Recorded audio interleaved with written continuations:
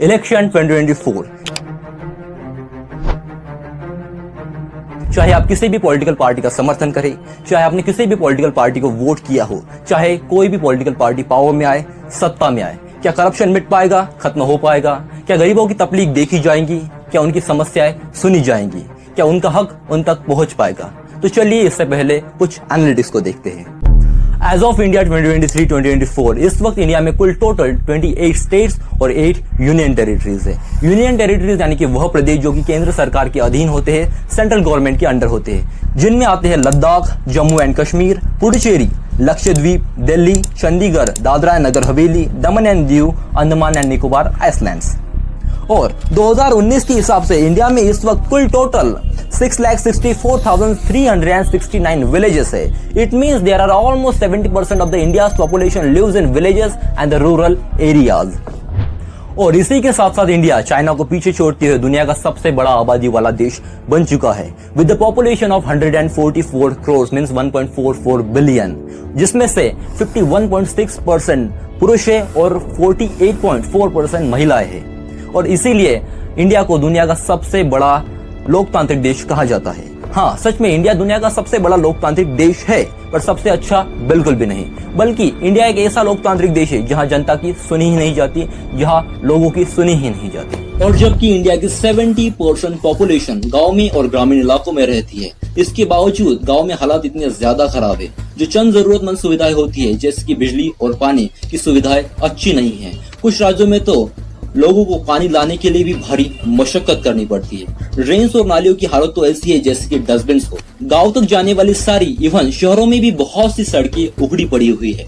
और भ्रष्टाचार सिर्फ यही तक नहीं, प्रॉपर्टी रजिस्ट्रेशन डिपार्टमेंट से लेकर बहुत से गवर्नमेंट डिपार्टमेंट्स में, इवन एजुकेशन सेक्टर जैसे कि स्कूल और कॉलेजेस में भी भारी मात्रा में करप्शन होता है। इसके अलावा पंचायतों की बात करें तो ऐसा नहीं कि पंचायतों तक पैसा नहीं आता है गाँव की डेवलपमेंट के लिए।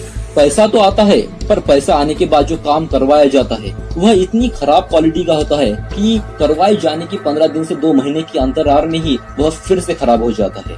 तो इसके अलावा कुछ सरकारी योजनाएं गरीब कामगारों के लिए आती भी है, तो उसमें सबसे पहले सभी डिपार्टमेंट्स के द्वारा और आखिर में पंचायतों के द्वारा भारी मात्रा में करप्शन किया जाता है। जैसे कि MNREGA, Mahatma Gandhi national rural employment guarantee act, कामगार योजना और अन्य बहुत सी योजनाओं में भारी करप्शन होता है।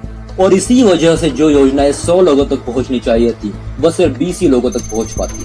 और जिन लोगों तक पहुंच भी पाती है उन लोगों को इतना हरास किया जाता है क्योंकि उनका ऑब्जेक्टिव एक ही होता है कि लोगों को इतनी तकलीफ दो कि थका कर वह योजनाओं का पीछा छोड़ दे, और सारे पैसों में यह भ्रष्टाचार। और इसी वजह से एक गाँव की पंचायत से लेकर स्टेट गवर्नमेंट्स तक, इवन प्राइम मिनिस्टर्स तक भारी मात्रा में करप्शन होता है। आप इससे कंपेयर कर सकते हैं कि मनरेगा योजना जो भारत के करोड़ों लोगों के लिए जारी की जाती है, इस योजना का टोटल बजट है 60,000 करोड़ रुपीज।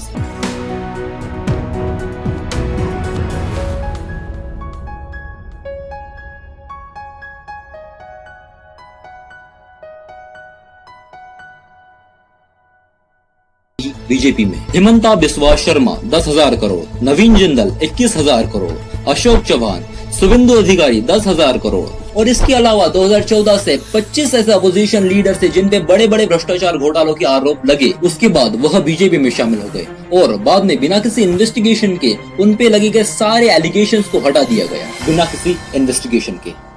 और ऐसा नहीं कि भ्रष्टाचार सिर्फ बीजेपी में ही है, सभी पॉलिटिकल पार्टी, चाहे वो इंडियन नेशनल कांग्रेस हो, एनसीपी शरद पवार हो या फिर कोई भी अन्य पॉलिटिकल पार्टी हो, उन सभी में भ्रष्टाचार अपनी चरम पर है।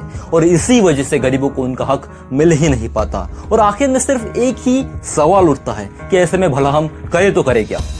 तो सबसे पहले भ्रष्टाचार के खिलाफ डटकर यूनाइट होकर अपनी आवाज जरूर उठाएं।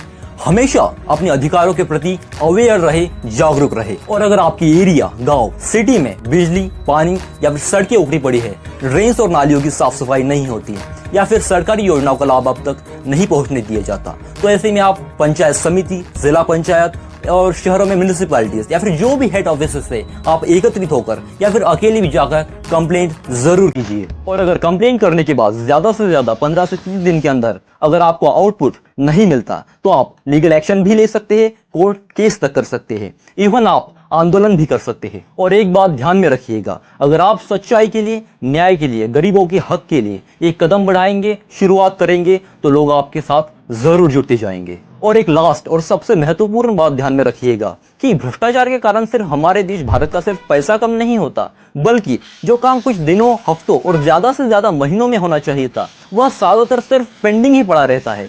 एक भी काम ढंग का नहीं होता। Future generation, even current generation के माइंड पर इतना खराब इफेक्ट पड़ता है कि वह भी भ्रष्टाचारी बन जाते हैं। और इसी वजह से गवर्नमेंट ऑफिशियल से लेकर बड़े बड़े पॉलिटिशियंस तक भारी मात्रा में करप्शन होता है। और इसी वजह से देश की हालत इतनी बद से बदतर होती जा रही है कि गरीब और गरीब होता जा रहा है, सभी चीजों के दाम आसमान छू रहे हैं। गरीबों को न्याय देना दूर की बात, उनकी समस्याएं भी नहीं सुनी जाती। ना ही अच्छा एजुकेशन, ना ही अच्छा हेल्थ केयर, ना ही अच्छा इंफ्रास्ट्रक्चर और ना ही गरीबों के लिए न्याय। और अगर ऐसा ही रहा तो देश एक दिन जरूर एक तानाशाही देश बन जाएगा। तो इसीलिए हम सबको अपने अधिकारों के प्रति, अपने आत्मसम्मान के प्रति, एक अच्छे फ्यूचर के लिए साहस के साथ डटकर, यूनाइट होकर भ्रष्टाचार के खिलाफ आवाज जरूर उठानी होगी। और भ्रष्टाचार के खिलाफ आवाज उठाने से आपका समय व्यर्थ नहीं जाएगा, आप में हिम्मत, गौरव, आत्मसम्मान आएगा और आप एक बहुत बेहतर इंसान बन पाएंगे। इवन इसी नॉलेज और प्राइड की वजह से आप अपने जीवन में सक्सेसफुल बन जाएंगे। और मैंने तो इस वीडियो से शुरुआत कर दी है, अब बारी है आपकी भ्रष्टाचार और पॉलिटिशियंस के मैनिपुलेशन को जड़ से मिटाने की। और एक बात ध्यान में रखिएगा कि न्याय और हक मांगे नहीं मिलता, इसके लिए लड़ना पड़ता है। तो अभी वीडियो को खत्म करते हैं और मिलते हैं अपनी अगली वीडियो में अपने अगले बड़े अवेयरनेस कंसेप्ट के साथ। तब तक के लिए नमस्कार।